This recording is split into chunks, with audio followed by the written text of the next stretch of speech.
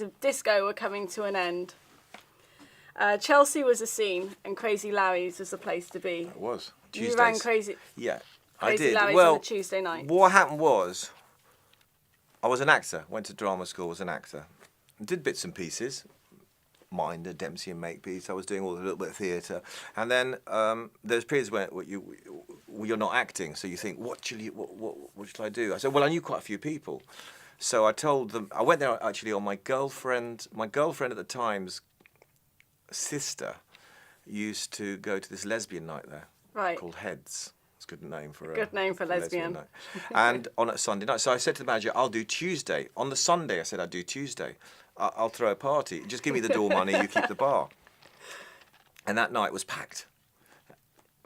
Everybody turned up at your night. Yeah, everyone turned up. I mean, I'd got, it was Chelsea set. I'd grown up in Markham Square, so I knew a core of people, and I just had a few bands that I've got. I'd done. All young people should have a band, shouldn't they? So I'd done a couple of bands and a bit of acting, and suddenly I got 400 quid, and I got off with quite a pretty girl, and I was drunk. I thought, well, this is a good career. And little did I know, I did it for 8 years. Then I did the WAG Club, many other clubs as well, in the end Ministry, loads. I became a nightclub promoter. In those days... was it easier in those days? I think it was easier. There was less, because everyone's a promoter now. And also now, it's all about money, the clubs are all about. I know there's the Camden scene and there are Shoreditch and there is a scene, but... the sort of Starbucks culture's come in. It's just, you go to most of the clubs, it's expensive, really expensive. The divide between rich and poor, I think then there was a great mix. There was a great mix of people.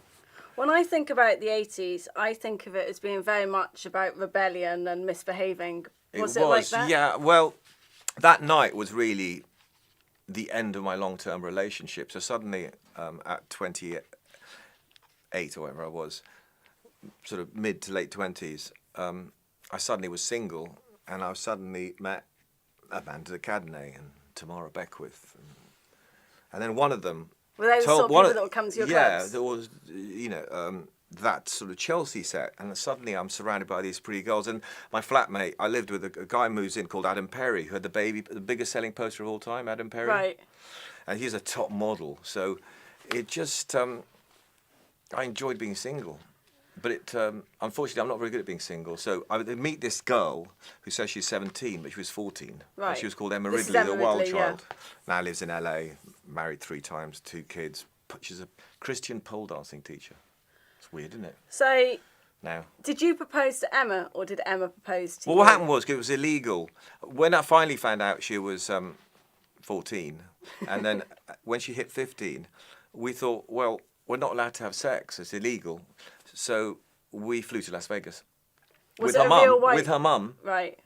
We flew to Las Vegas. It was a white wedding. Her mum fully consented. I think I heard somewhere that her mum got caught up in it more than anybody else. Oh, she did. Yeah, I was in a little bit of a bipolar high. I think a reaction to a long-term relationship, going a bit wild, and I thought, we'll get married. The honourable thing to do. So we flew to Las Vegas. When we flew back I remember after the wedding. We were married by the Reverend Dwayne Williams, who was a part-time truck driver in the Circus Casino. Right. And afterwards, we went to the Caesar's Palace for a surf and turf. And she got drunk, and she pushed all the food, because News of the World paid for us to go. Yeah. And that moment, I thought, my acting career's over now. I'm going to fly back. And I flew back, and then I suppose now she'd end up on Big Brother, but then, it was all the News of the World and all that gutter press. And in many ways, my acting career went over. My reaction was to go even wilder. So we lasted a couple of years, but then I ended up, in the end, she actually got fed up with my antics, and that ended, and she flew off to LA. Your Lothario antics. Yeah, bad. Was it a real white? I'm not telling you about Liz Hurley or Sophie Doll. Was it a real white wedding?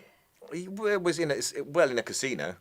As far as you can go. But I mean, you can marry your dog in Las Vegas if you've got the money. But it was all with the mother, with the judge. It was all perfectly legal.